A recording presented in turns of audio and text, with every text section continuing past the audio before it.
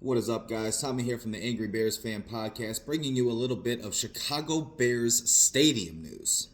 So, as we all know, this plan was supposed to happen a couple years ago. The Bears had released renderings of the stadium that they wanted to build in Arlington Heights. They had legitimately bought the land for the Arlington Heights racecourse, and then they started demolishing. In the years since, there has been a stalemate in terms of state legislature and the Chicago Bears. The Chicago Bears want a little bit of tax certainty. And what I mean by that is that the property tax payment for the Chicago Bears new stadium not being so astronomically high. Now, before a lot of you get, pretty butthurt about what's going on and, these guys are billionaires and they should be paying whatever needs to be paid, let me take a second to break it down a little bit, especially to those that are going to use the United Center and the surrounding stadium and stuff like that in terms of, they have no problem paying their property tax bill. Here's the difference.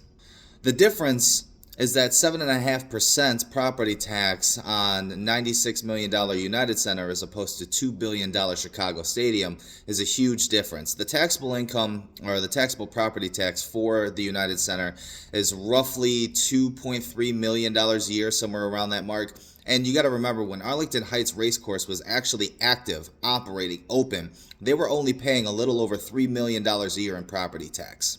The Chicago Bears right now on demolished land with nothing there, no operating, their initial tax bill is going to be $16 million.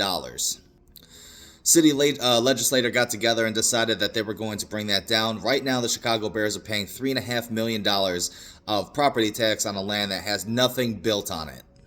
7.5% on $2 billion is $160 million a year. That's a lot, and it's completely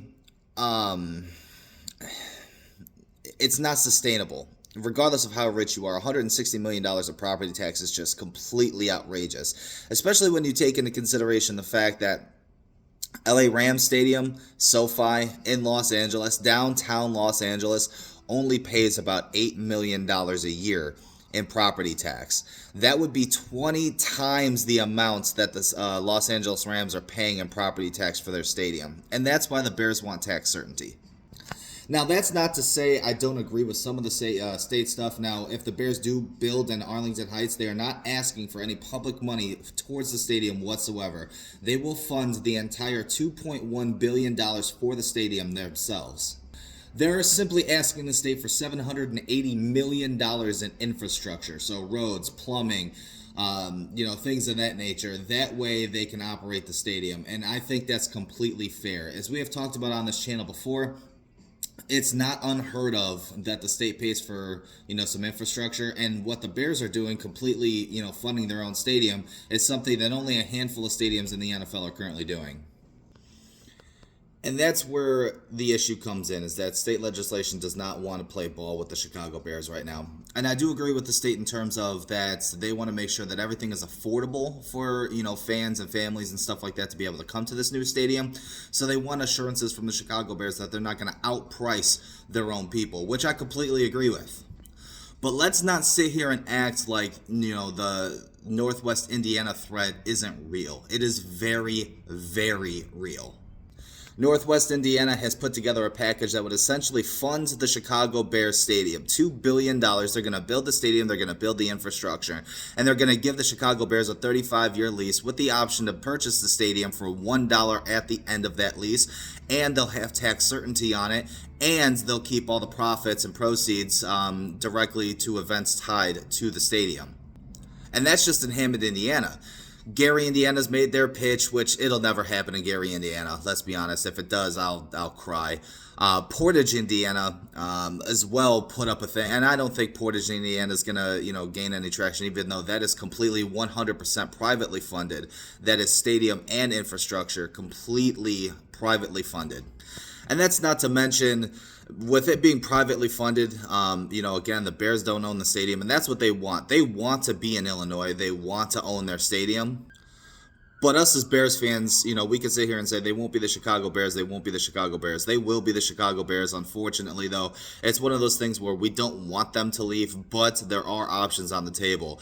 State legislation ends at the end of February, and things need to start getting in order. Otherwise, the Chicago Bears will be making a move to Indiana, and I think it's going to be Hammond if they go to Indiana. At the end of the day, I think J.B. Pritzker pulls his head out of his ass and decides that, okay, yes, we're going to play ball. We're going to build the infrastructure. I think the two, sides will come to terms and will come to an agreement. But let me know what you guys think down in the comments below. Do you guys think the Chicago Bears are going to be in Arlington Heights? Are they going to move to Indiana? I heard Iowa all of a sudden was in play. They were going to send a proposal for the Chicago Bears, but I don't think Iowa's going to be the play. I think it's either going to be Arlington Heights or it's going to be Hammond, Indiana, because that $2 billion savings that the Chicago Bears are going to have if they do that is going to be huge for them. I know they want to stay in the state of Illinois. I know they want to, own their stadium, but that is one hell of a proposal. Let me know what you guys think. Are they going to be the Indiana Bears, or are they going to stay in Chicago and be the Chicago Bears? Well, not really Chicago, but Arlington Heights. Let me know in the comment section down below. Don't forget to comment, like, and subscribe to the channel, as well as our parent channel, the Angry Bears Fan Podcast. Have a good day.